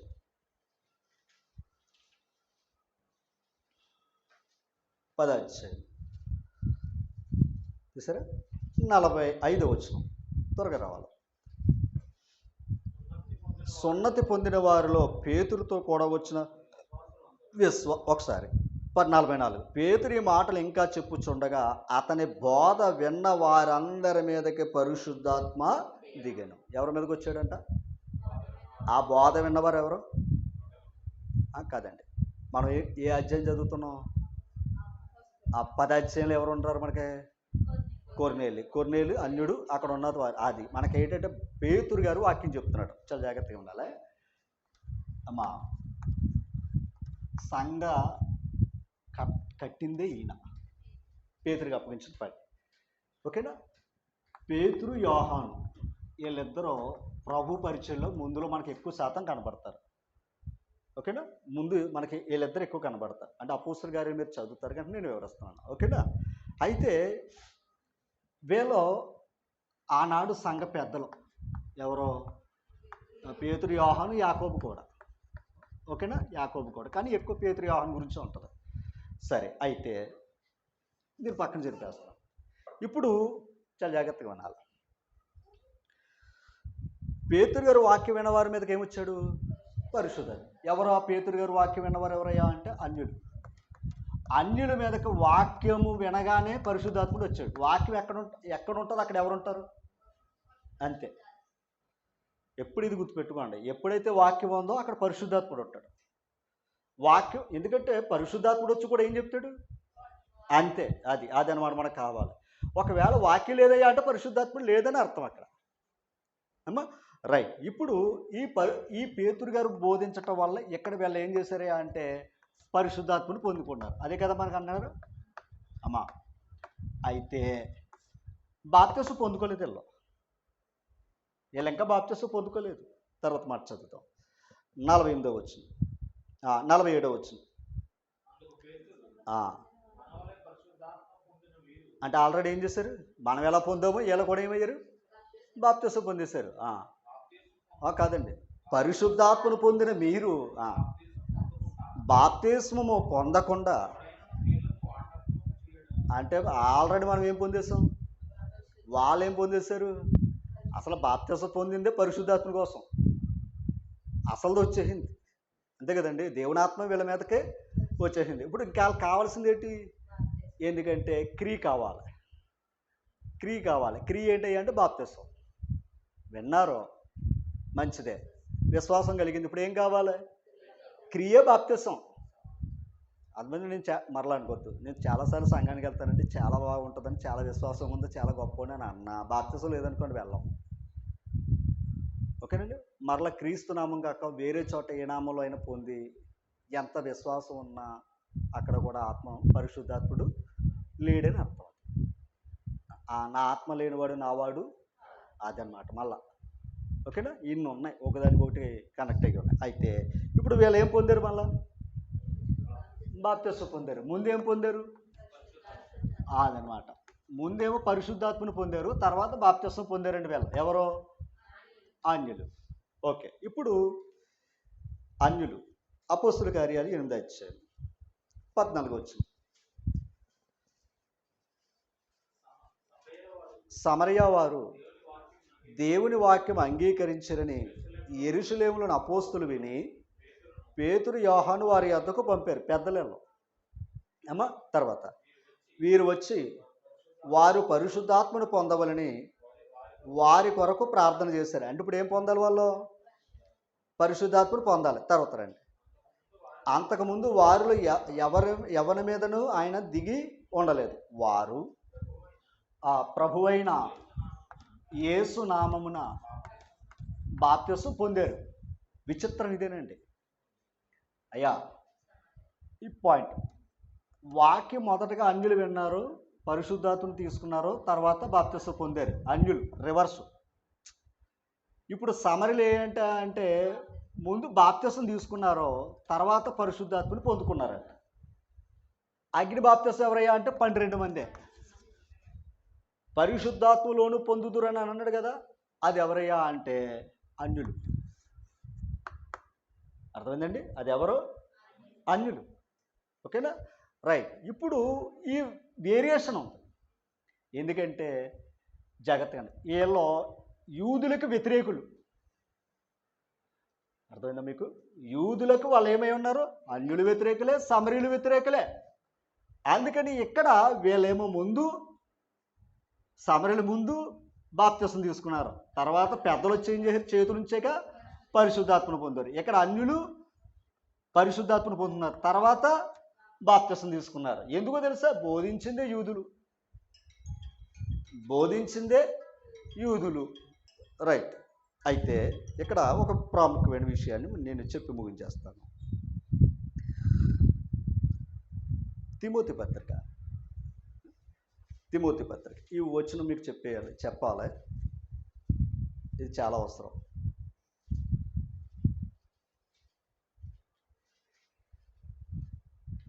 తిమోతి మొదటి పత్రిక 5వ అధ్యాయము 22వ వచనం. 5:22. త్వరపడి ఎవని మీదనైనను హస్తనిక్షేపణ చెయ్యకము. హస్తనిక్షేపణ అనే మాటకు అర్థం ఏంటంటే చేతులు ఉంచటం. పౌలు తిమోతికి చెప్తున్నాడు ఏమని? ఎవరి మీద నువ్వేం చేయొద్దు? చేతులు ఉంచొద్దు. ఆ తర్వాత చూడండి, పరుల పాపములు పాలివాడవై ఉండకవు. వాడి పాపంలో నువ్వేమవద్దు. ఎందుకు అంటే ఎవరి మీదైనా చేతులు ఉంచాలంటే వాళ్ళని పరీక్షించాలంట. వాళ్ళని ఏం చేయాలి? పరీక్షించాలి. పరీక్షించకుండా చేతులు వేయకూడదు అని పౌలు గారు చెప్పాడు. ఓకేనా అమ్మా? ఇప్పుడు 4వ అధ్యాయము 14వ వచనం, 13 పక్కనే 4వ అధ్యాయం 13వ వచనం. నేను వచ్చే వరకు చదువుట యందును, హెచ్చరించుట యందును, బోధించుట యందును అని పౌలు తిమోతికి చెప్తున్నాడు అనమాట. తర్వాత పాయింట్, పెద్దలు ఏం చేశారో తెలుసా? పెద్దలు హస్త నిక్షేపణ చెయ్యగా ప్రవచన మూలమును నీకు అనుగ్రహింపబడిన నీలో ఉన్న వరము అలక్ష్యం చెయ్యొద్దు. అంటే పెద్దలు ఏమి ఇచ్చారు నీకు? హస్త నిక్షేపణ చేశారు. అంటే పరిశుద్ధాత్ముని పొందుకున్నావు, పరిశుద్ధాత్మ శక్తి నువ్వు పొందుకున్నావు కనుక ఆ పరిశుద్ధాత్ముడు వస్తే నువ్వేం చెయ్యాలి? వాక్యం చెప్పాలి. అవునా కదంటారా?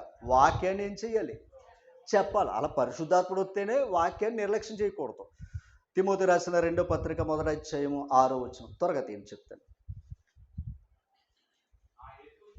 ఆ హేతువు చేత నా నా హస్త నిక్షేపమును వలన నీకు కలిగిన దేవుని కృపావరము ప్రజ్వలింప చెయ్యవలని నీకు జ్ఞాపకం చేయుచున్నాను. ఎందాకేమన్నాడు? పెద్దల హస్త నిక్షేపమును అన్నాడా? ఎవరో? పౌలు గారు. ఇంతకే తిమోతి గారికి దాన్ని ఏమన్నాడయ్యా అంటే దేవుని కృపావరాన్ని ఎవరిచ్చారో తెలుసా? పౌలు గారి చేతులు ఉంచటం వల్ల. పౌలు గారి చేతులు ఉంచటం వల్ల తిమోతి ఆ భాగ్యం పొందుకున్నాడట. మరల చదవవచ్చు. ఆ హేతువు చేత నా హస్త నిక్షేపము వలన, నా హస్త నిక్షేపమును వలన నీకు కలిగిన దేవుని కృపావరం ప్రజ్వలింప చెయ్యాలి. దాన్ని ఏం చెయ్యాలి? ప్రజ్వలింప చెయ్యాలి అండి. అది నీకేం చేస్తున్నాను అన్నాడు ఆయన? జ్ఞాపకం చేస్తున్నాను అన్నాడు. నీకు ఇచ్చిన వాక్యాన్ని నువ్వు నిర్లక్ష్యం చేయకూడదు. దాన్ని ఏం చేయాలి? మండించాలి. అంతేనా దాని అర్థం? అంటే తిమోతికి పౌలు ఏం చేశాడు? హస్త నిక్షేపం చేశాడు అనమాట. రైట్. అది పౌలు ఏమన్నాడు తిమోతిని? ఎవడి మీద పెడితే వాడి మీద నువ్వు చేతులు అది అంటున్నాడు. పౌలంతటోడు తిమోతి మీద అంటున్నాడు, నువ్వు ఎవడి మీద వాడి చేతులు పెట్టవద్దు. ఎందుకో తెలుసా? తర్వాత ఇంక చేతులు పెట్టే అవకాశం లేదు. ఓకేనా? ఒకసారి అపోస్తుల కార్యాలు త్వరగా రండి చెప్తాను. ఇప్పుడు ఇందాక మనం చదువుకున్నామే, ఏది? 8వ అధ్యాయం. అపోస్తుల కార్యాలు 8వ అధ్యాయం. పెద్దలు వచ్చారా యోదయ సమరయ ప్రాంతాలకి? అమ్మా, వాళ్ళ బాప్తిస్మం పొందారు కానీ పరిశుద్ధాత్మని పొందలేదు కదా. ఇప్పుడు 17వ వచనం. అప్పుడు పేతురును యోహానును వారి మీద చేతులుంచగా, అర్థమైందండి? అంటే ఇప్పుడు యోదయ సమరీలు బాప్తిస్మం పొందారు కానీ పరిశుద్ధాత్ముడు పొందలే. ఇప్పుడు పేతురు యోహాను గారు వచ్చి ఏం చేశారు? చేతులు ఉంచటం వలన, హస్త నిక్షేపణ చేయటం వల్ల ఏం పొందుకున్నారో? దాని అర్థం ఏంటంటే ప్రభు వీళ్ళకి అధికారం ఇచ్చాడు. వీళ్ళు ఎవరికైతే అధికారం ఇస్తారో వాళ్ళకి ఇస్తాడు. అందుకని నువ్వు ఏదైతే బంధిస్తావో అది పరలోకమందు బంధించబడింది, ఇదేనైతే విప్పుతావో అదే పరలోకమందు అంత అధికారం ఇచ్చాడు. ఎవరికే? అపోస్తులకు కూడా. ఏమో రైట్. ఇక్కడ చూస్తే ఈ మాట చూస్తే ఈ చేతులు పెట్టడం వల్ల కలిగిన వరాన్ని చూశాడంట. ఎవరో సీమోను గారిడివాడు, నాకు కూడా వరాన్ని ఇవ్వండి అని డబ్బులు ఇచ్చాడు. డబ్బులు ఇస్తాను అన్నాడట. అదే కదా. అప్పుడు ఏదైనా ఒరే బాబు ఇది డబ్బులతో కొనుక్కున్నది కాదు అన్నాడు. ఓకేనా? అంటే దాని అర్థం ఏంటంటే ఆ టాలెంట్ కూడా ఉంటే నాకు ఇంకా గొప్ప పేరు వస్తుందని ఆశపడ్డాడు. రైట్. అంటే ఎవరి మీద పడితే వారు చేతులు ఉంచడానికి అవకాశం లేదు. రైట్. అయితే పౌలు గారు బాప్తిస్మం పొందాడు కదా. ఎవరిచ్చారు బాప్తిస్మం? పేతురు ఇచ్చాడా? యోహాను ఇచ్చాడా? యాకోబు ఇచ్చారా? అపోస్తలు ఎవరెవలా? అననీయ ఇచ్చాడు. ఓకేనండి. 9వ అధ్యాయము 10వ వచనం అక్కడే. అంటే నేను తర్వాత తీసుకుని రావాలి, సమయం లేదని అక్కడే చూపించేస్తున్నాను. దమస్కులో అననీయ అని ఒక శిష్యుడు ఉండేడు. ఈయన గురించి ఇంకా మీకు క్లారిటీ కావాలితే చిన్న మాట కింద తేల్చేసాడు. ఒక శిష్యుడు అనే మాట తేల్చేసాడు ఇక్కడ. ఇతని గురించి మీకు ఇంకా క్లారిటీ కావాలంటే 22వ అధ్యాయం 12వ వచనంలో చదివితే అదే అపోస్తుల కార్యాల్లో ఇంకా క్లారిటీ ఉంటుంది. ఎవరి కోసం? అననీయ కోసం. ఇంకా అక్కడికి వెళ్ళొద్దు. అంటే ఎలా అన్నాను కాదు, అతని గొప్పతనం ఏంటో, మంచి పేరు పొందుకున్నవాడు, ఓకేనా, మంచి భక్తుడు, ఇవన్నీ ఉంటాయి అనమాట. అంటే ఒక క్యారెక్టర్ అనమాట అండి ఆయన. అయితే ఇప్పుడు పౌలు గారికి బాప్తిస్మం ఇచ్చింది ఎవరు? అననీయ. ఒకసారి 17వ వచనం 9:17. అననీయ వెళ్ళి ఆ ఇంట ప్రవేశించి అతని మీద చేతులించి, సౌలా, సహోదరుడా, నీవు వచ్చిన మార్గంలో నీకు కనబడిన ప్రభు అయిన యేసు నీవు దృష్టి పొంది పరిశుద్ధాత్మతో నింపబడినట్లు నన్ను పంపి ఉన్నాడని చెప్పాను. అప్పుడు అతని కన్ను నుండి పొరల వంటి రాలగా దృష్టి కలిగి లేచి బాప్తిస్మం పొందాడు. ఎవరు? అంటే పౌలు గారి మీద కూడా అననీయ ఏం చేసినట్టుగా ఉంది. అయితే అతని ద్వారా ఆ శక్తిని పొందాడా లేదా ప్రభువే శక్తిని ఇచ్చాడా? ఎందుకంటే అపోస్తుల దగ్గర నేర్చుకోలేదు ఆయన పాఠాలు, సాక్షాత్తు ప్రభు దగ్గర నేర్చుకున్నాడు ఆయన. అందుకే పౌలుకి దర్శనాలు ఎక్కువ. ఓకేనండి. పౌలు గారికి దర్శనాలు ఎక్కువ. దానికి మళ్ళీ గలతీ పత్రికలో ఉంటుంది. నేను పేరు పొందిన అపోస్తుల దగ్గర నేర్చుకోలేదు, ప్రభు దగ్గర నేర్చుకున్నాను అంటాడు ఆయన. ఓకేనా, రైట్. అంటే ఈ మాట నేను ఎందుకు వివరిస్తానండి. ఇప్పుడు ఈ చేతులు ఉంచటం ఎవరి పని? సంఘ పెద్దలకే తప్ప ఎవడ పడితే వాడి చేతులు పెట్టడానికి అవకాశం లేదు. అందుకే సమరీలో ఆల్రెడీ పిలుపు ఉన్నా కూడా చేతులు ఎందుకు పెట్టలేదు? బాప్తిస్మం ఇచ్చాడు కదా ఎవరో పిలుపు. మరి అలాంటప్పుడు ఆయన ఇచ్చే చేతులు ఎట్టచ్చు కదా. కానీ ఆ అధికారం ఎవరికి లేదు? పిలుపుకి లేదు. బాప్తిస్మం ఇచ్చాడేమో తప్ప పరిశుద్ధాత్మని వరాన్ని ఇవ్వడానికి అవకాశం ఆయనకి లేదు. అందుకే పేతురు యోహాను గారు అక్కడికి రావటం అనేది జరిగింది. రైట్. ఇప్పుడు 19వ అధ్యాయం. ఎందుకు అంటే మరి పౌలు గారు కూడా ఎవరి మీద చేతులు ఉంచారు? తిమోతి. అంటే ఆయనకి ఆ శక్తి ఉందో లేదో అనడానికి ఒక రుజువుగా 19వ అధ్యాయము 4వ వచనం. అందుకు పౌలు, యోహాను తన వెనక వచ్చు వాని యందు అనగా యేసునందు విశ్వాసం ఉంచవలని ప్రజలను చెప్పుచు మారు మనసు విషయమై బాప్తిసం ఇచ్చినని చెప్పాడు. ఎవరో యోహాను గారి గురించి మాట్లాడుతున్నాడు. ఆ తర్వాత వారు ఆ మాటలు విని ప్రభువైన యేసు నామమున బాప్తిసము పొందిరి. మళ్ళీ ఏమయ్యారంట వాళ్ళు? చాలా జాగ్రత్తగా అన్నారు. అంతకుముందు వారు పొందిన బాప్తిసం యోహాను చేత బాప్తిసం పొందామో కానీ పరిశుద్ధాత్ముడు ఉన్నాడు అన్న సంగతి మాకు తెలియదు అంటారు వాళ్ళు 2వ వచనంలోకి వెళితే. అంటే కొందరు బాప్తిసం పొందారు కానీ పరిశుద్ధాత్మని ఎలా పొందాలో కూడా తెలియదు. కొందరు ఒప్పుకుంటారు, కొందరేమో లేకపోయినా మాతో ఎవరున్నారు అనుకుంటారో పరిశుద్ధాత్ముడు ఉన్నాడు అనుకునేవారు కూడా ఉంటారు. ఓకేనా. అయితే ఇప్పుడు చూడండి, వారు ఆ మాటలు విని ప్రభువైన యేసు నామమున బాప్తిసం పొందిరి. తర్వాత పౌలు వారి మీద చేతులుంచగా, పాయింట్ అర్థం చేసుకోవాలి. ఇందాక పేతురు యోహాను చేతులుంచగా వాళ్ళు ఏం పొందారు? పరిశుద్ధాత్మను పొందారు. ఇప్పుడు పౌలు గారికి కూడా శక్తి ఉందో లేదో అనడానికి ఒక రుజువు చూపిస్తున్నాడు అనమాట. చూడండి, పౌలు వారి మీద చేతులుంచగా పరిశుద్ధాత్మ వారి మీదకి వచ్చింది. అంటే వచ్చాడా లేదా పరిశుద్ధాత్ముడు? అంటే ఎవరు చేతులుంచటం వల్ల? అంటే ఇప్పుడు పౌలుకు కూడా దేవుడు అధికారం ఇచ్చాడు అన్నాడు ఒక రుజువు అనమాట. వచ్చెను. అప్పుడు వారు భాషలతో మాట్లాడుటకు ప్రవచించుటకును మొదలుపెట్టారు. అంటే ఇప్పుడు ఆ శక్తి వచ్చి ఏం చేశారు? పాయింట్ అర్థం చేసుకో. ఆనాడు పరిశుద్ధాత్ముడు రావటం వల్ల వాళ్ళు కూడా ఏం చేశారు? భాషలతో మాట్లాడారు. అంటే దాని అర్థం ఏంటంటే వాక్యాన్ని ప్రకటించారు. తర్వాత మాట చూడండి, వారందరూ ఇంచుమించు 12 మంది. అంటే ఇప్పుడు 12 మంది ఏమయ్యారు? మరలా తిరిగి బాప్తిసం పొందారు. ఓకేనా. పాయింట్ ఇది. అపోస్తుల కార్యాలు మనం ఆలోచన చేయవలసింది ఏంటంటే మొట్టమొదటిగా 1:8 యెరూషలేము, సమరయ, యోదయ సమరయ ప్రాంతాలు, తర్వాత భూదిగంతముల వరకు సువార్త వెళ్ళింది. అందుకు పేతురు యోహాను గారు పరిచర్య. ఓకేనా. తర్వాత పౌలు బర్నబా, తర్వాత పౌలు శేల.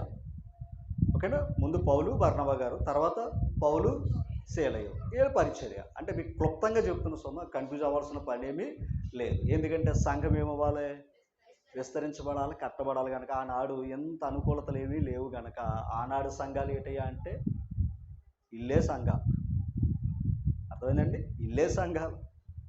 ఈరోజైతే మనకి ఇంత అనుకూలం ఉంది కనుక చర్చ్ బిల్డింగ్ కూర్చుని హ్యాపీగా మనం వాక్యాలు చెప్పుకుంటున్నాం. కానీ ఆ రోజు వారు ప్రతి ఇంటెంట రొట్టె విరిచారు. లేఖనాలు ఎన్నోసార్లు ఉంటాయి. స్టెఫన్ ఇంటి గారి సంఘం ఉంది, రోమపత్రికలు కూడా పల్లవారి ఇంటి గారి సంఘం ఉందని, వలసీల పత్రికలు కూడా వారి ఇంట ఉన్న సంఘం మీకు వందనములు. ఎందుకంటే సంఘం అంటే ఏంటయ్యా అంటే చర్చ్ బిల్డింగ్ కాదు, సంఘం అంటే మనం. ఓకేనా. మనం ఏమవుతూ ఉండాలి ప్రభు కోరుకుంటున్నాడో? ఇప్పుడు అపోస్తుల కార్యాలు ఉద్దేశం ఏంటి? మనకి అపోస్తుల కార్యాలు ఉద్దేశం ఏంటి అని మనం అడిగితే దాని సమాధానం ఒకటే, సంఘ పనికి ఎప్పుడు హింస ఉంటుంది. హింస ఉన్నా ఏమవ్వకూడదు? సువార్త ఆకూడదు, ఆయన పని ఆకూడదు కదంటారా? ఒక మాట, పెళ్లి చేసుకుంటే శ్రమలు ఉన్నాయి, మానేత్తలేదు. అలాగే ప్రభువు నమ్ముకున్నా కూడా ఏమున్నాయి? శ్రమ ఉంది. కానీ ఈ శ్రమను వదిలేస్తున్నాం. ఈ శ్రమల కోసం ఎన్నైనా ప్రయాసపడుతున్నాం. కానీ ప్రభువు నందు ప్రయాస అంతే, అది గొప్పది. ఈ ప్రయాసలు అర్థం చేసుకోవచ్చు, అపార్థాలు చేసుకోవచ్చు, కానీ ప్రభు పనికి ప్రభు ఎప్పుడు అర్థం చేసుకుంటాడు. ఓకేనా. కనుక ఒకసారి మీరు ఆలోచన, ఆయనకి యెరూషలేములో, ఆసియాలో రోమాలో ఎండిపోయే సమస్యలు ఉన్నాయి, అన్నీ కూడా ఏం చేసుకుని వెళ్ళాడు.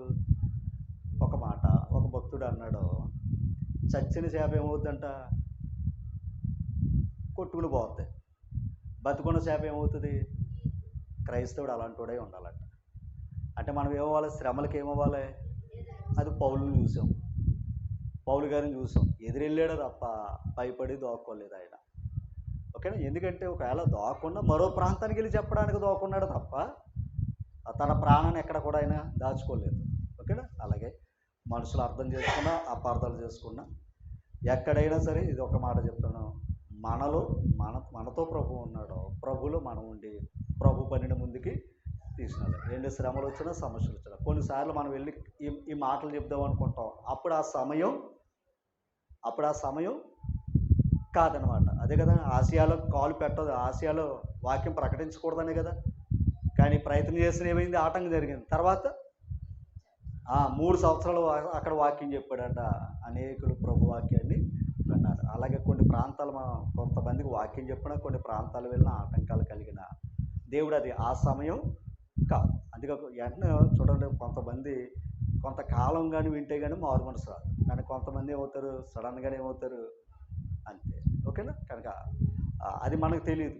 కనుక మరోసారి కొరింథీ పత్రిక అపోస్తలుల గారు ఎలా అంటాడో, నువ్వు భయపడొద్దయ్యా, ఈ పట్టణంలో నాకు జనం ఉన్నది, ఈ పట్టణంలో నాకు జనం ఉంది కనుక నువ్వు ఇక్కడే ఉండు, నీకు తోడుగా ఉంటాను, నువ్వు వాక్యాన్ని చెప్పు అని మాటలు ఉంటాయి. అందుకే ఆయన జనం ఎక్కడున్నాడో అక్కడ ఆయన పని ఉంటుంది. ఓకేనమ్మా. కానీ ఆయన జనం దగ్గర ఆయనకి జనం కాని వారు ఎక్కువ ఉంటారు, ఇంతకు సమస్యలు సోదరులన్నీ ఎవరిని బట్టి వస్తున్నాయి, ఆయనకు ప్రజలు కానివారు వాళ్ళు వస్తారు. ఆయన ప్రజలైన వారికి ఏమి రావు, సోదరులు రావు. ఓకేనా. సమస్యలు రావు. కానీ ఏంటయ్యా అంటే మరలా నువ్వు ఆడు నేను వీడని ఎంచుకున్నావు అనుకోండి, సంఘానికి అవమానం. మరలా చెప్తున్నాను ప్రేమతో, ఇప్పుడు ఆత్మ ఆత్మ ఆత్మ ఆత్మ అంటే అపోస్తలుల కార్యాలు ఏంటంటే, సువార్తల ముందు అంతా కూడా నువ్వు యూదుడివి అన్నారు, అంతేనా. అన్నాడా లేదా, నువ్వు అన్యుడివి అని అన్నారా లేదా ముందు. కానీ అపోస్తలుల కార్యాలు వచ్చాక ఏమన్నాడు తెలుసా, యూదుడని గ్రీసు దేశస్థుడని బాప్తిసం ద్వారా ఏమైపోయావు, ఒకటైపోయావు అన్నాడా లేదా. అంటే అపోస్తలుల కార్యాలు ఏంటి తెలుసా, ఆత్మను బట్టి పరిశుద్ధాత్మను బట్టి మనం అందరం సమానులమే అని చెప్పడానికి అపోస్తలుల కార్యాలు. దేవుడు కోరుకున్న సమాన సమాజ స్థాపన అపోస్తలుల కార్యాల్లోనే జరిగింది. ముందున్న చరిత్ర అంతా కూడా యూదులు ఇశ్రాయేలు వారి చరిత్ర తప్ప అన్యుడికి అంత అవకాశం అక్కడ లేదు. అపోస్తలుల కార్యాలు దేవుడు కోరుకున్న సమానత్వాన్ని చూపించాడు. ఆ సమానత్వం సంఘంలో ఉండాలని కోరుకున్నాడు. అన్యుని నువ్వు ద్వేషించొద్దని చెప్పాడు. ఓకేనా. నేను అందరిని ప్రేమించాను, నేను ప్రేమించిన వాడిని, నీ దగ్గరికి వచ్చిన వాడిని కూడా నువ్వు చేర్చుకోవాలి తప్ప మరలా చెప్తున్నాను, నీవాడు కాదు నీ ఇంటోడు కాదు ఈ భావాలు సంఘంలో రాకూడదు. మనవాడైతే ఒకలాగా, మనవాడు కాకపోతే ఒకలాగానే బుద్ధే ఈరోజు సంఘాలు పాడవుతూ ఉన్నాయి. ఓకేనండి. కనుక అందుకే మళ్ళీ శరీరం చూడదు. అందుకే పౌలు ఎవడో కేపా ఎవడో, ఒకడు అపోలో వాడను కేపా వాడను అన్నాడా లేదా మళ్ళీ కొరింథీ పత్రికలో, అంటే మళ్ళీ వచ్చేసినాయి. ఎందుకంటే ఇటు మా ఓడు పెట్టాడు కదా సంఘం మాది అని అనుకున్నాడు. కానీ ప్రభు స్వరక్తం ఇచ్చిన దేని కొరకు, అందరి కొరకు, కొందరి కొరకు, అందరి కొరకు వచ్చినప్పుడు అందరూ సంఘాల్లో ఉండాలి, ఆ సమానత్వం కలిగి మనం ఉండాలి. కనుక అది అపోస్తలుల కార్యాల యొక్క ముఖ్య సారాంశం. అందుకే ఈరోజు సంఘాలు కూడా చీలుగైపోవడానికి మొదటి కారణం ఏంటంటే ఒకటే చెప్తున్నాను, ఒకటి ధనం వల్ల సంఘాలు పాడైపోతున్నాయి. మొట్టమొదటిగా ధనం వల్ల సంఘాలు పాడైపోతున్నాయి. ఎందుకంటే సొలొమోను కుమారుడు ఏం చేశాడు, పన్నులు ఎక్కువ వేస్తానన్నాడా లేదా, మా నాన్నగారి కంటే ఎక్కువ పనులు వేస్తానన్నారు, తగ్గించవయ్యా అని వచ్చారు. అబ్బాయి ఇంకా ఎక్కువ వేస్తానన్నాను. ఇప్పుడు ఏమనుకోకండి, నేను దశభాగం అనుకోండి, మా కుమారుడు లేడు అనుకుంది ఒక, మా కుమారుడు వచ్చి 20 భాగం వేస్తానని అనుకోండి, ఇంకెవరుంటారు. ఆ దశభాగం కూడా ఏవయ్యా ఆలోచించవయ్యా అన్నారు అనుకోండి, తగ్గించుకుంటే మంచిది. అదే భారం పెట్టారనుకోండి ఏమైపోతారు, చేయలేరు కదా. వాళ్ళకి హృదయాల్లో నిశ్చయించుకుంటూ వాళ్ళు చేస్తారు, కానీ వాళ్ళ బాధ పెట్టి చేసుకునే పని కాదు. అంటే సంఘం మొదటగా పాడైపోయింది ఎక్కడయ్యా అంటే ధనాశ. సేవకుడికి ఏమి ఉండకూడదు, ధనం మీద ఉండకూడదు, ఆత్మల మీద ఉండాలి తప్ప ధనం మీద ఉండకూడదు. ఈ 10 మంది వస్తుంటే 10 రూపాయలు వస్తాయని మైండ్తో చెప్తే సేవ చేయకూడదు. అంటే ఇస్కరియోతు యోధా మనసే తప్ప ప్రభు కోరుకున్న మనసు కాదు. ఆత్మల కోసం మనం ఆలోచించాలి. మనం ఆయన పని చేస్తే మనం జీతం ఆయన ఇస్తాడు. రైట్. రెండవది, ఒకటి ధనము, 2 కులం. ఒకటి ధనము, 2 కులం. ఈ కులం వల్ల కూడా సంఘాలు ఇడిపోతున్నాయి వాస్తవంగా. ఓకేనా? ఎందుకంటే మనోడిని ఒకలా చూడటం, బయటోడిని ఇంకోలా చూడటం అనేది కరెక్ట్ కాదు. ఓకేనా? దైవ సంఘంలో దైవం ఏం చెప్పాడో ఆ సమానత్వంగానే చూడాలి. ఓకేనా? ఎలా చూడటం వల్ల ఏమవుతుందంటే, ఏమనుకోకండి, మనం అంటే మా తమ్ముడు తప్పు చేసినా పర్లేదు అన్నాను అనుకోండి, దాని అర్థం ఏంటి? అదండి, నాకు నచ్చనోడు ఏదో చిన్న పొరపాటు చేసాడు అనుకోండి, వీడు ఎన్నో తప్పులు చేశాడు అనుకుందాం సుమా. అది ఇప్పుడు ఆ తప్పులు చూపించున్నాను, మరి ఇక్కడ ఏం చేసి అది కరెక్ట్ కాదు. ఓకేనా? గర్వం అనే పొరలు ఎలాగైతే పౌలుకు రాలిపోయినాయో, అంతేనా? కళ్ళు పొరలు రాలియో లేదా? మనకు కూడా గర్వం అనే పొరలు మారిపోవాలి, మనోడు అనే పొరలు పోవాలి, అందరూ మనవారు అనుకునే మనసు రావాలి. ఓకేనా? అక్కడ ఆత్మ ఉంది, ఆత్మ రక్షణ కొరకే. ఒక్క ఆత్మ నశించుట ఆయనకి ఇష్టం అదండి. ఒక్క ఆత్మ నశించిపోవటానికి ఇష్టం కాదు. ఆ ఆత్మ కొరకు మనం పరితమించాలి. అది అపోస్తుల కార్యాలు. ఓకేనా? ఒక్క చెరసాల నాయకుడు దొరికాడు, ఒక్క కొర్రేలు దొరికాడు, ఆ కుటుంబాలన్నీ ఏమైనాయి? మార్చుకుంటూ వచ్చేసారు. అలాగే ఒక్క ఆత్మ తర్వాత ఆ కుటుంబం ఉంటుందేమో, ఆ కుటుంబాన్ని బట్టి మరికొన్ని కుటుంబాలు మారుతాయేమో. అంటే ఒక్క ఆత్మ వెనకాల ఎంత ఉంది. అందుకు ఆత్మని మనం విడిచిపెట్టడానికి అవకాశం లేదు. ఇక్కడ ఒకటి మనం పని చేద్దాం. అందరూ అట్టి మనసుతో ఉండేవారు కాదు. ప్రభుతో ఉన్నవాడే ప్రభు నమ్మేసుకున్నాడు. అలాగే మనం కూడా దైవ పనిలో ఏకత్వం కలిగి ఉండాలి తప్ప లోకాన్ని తెచ్చి ఇక్కడ పెట్టుకుంటే ఏకత్వం అయ్యే అవకాశం లేవు. అధికారాల కోసం సంఘాలు పోగొట్టుకుంటున్నారు, ధనాల కోసం సంఘాలు పోగొట్టుకుంటున్నారు, అంటే సంఘ విలువలు పోగొట్టుకున్నారు. రెండవది కులాల కోసం ఏమవుతున్నాయి? ప్రభు చేసిన త్యాగాన్ని పాడు చేసుకున్నాం. కనుక అధికారాలు కాదు, మన పరిచారకులమే, సమానత్వమే. ఓకే, ధనం ఉన్నవారు ఉంటుంది, లేనివారు ఉంటారు, కానీ ప్రభువు మన పనికి చేతులు ఇస్తాడు. ఓకేనండి? కనుక పౌలు గారు అన్నాడు, నేను ఆత్మల కొరకు నన్ను నేనేం చేసుకుంటున్నాను అన్నాడు. ఆయన వ్యయపరుచుకుంటున్నాను అన్నాడు, ఖర్చు పెట్టేసుకుంటాడట ఆయన. ఎవరి కొరకు? ఆత్మల కోసం. అలా ఆత్మల కోసం ఖర్చు అయిపోవడం తప్ప ఆత్మల లాభం ఆత్మల కొరకు శరీరాన్ని బలపరచుకోకూడదు, ఈ వ్యాపారం చేయకూడదు.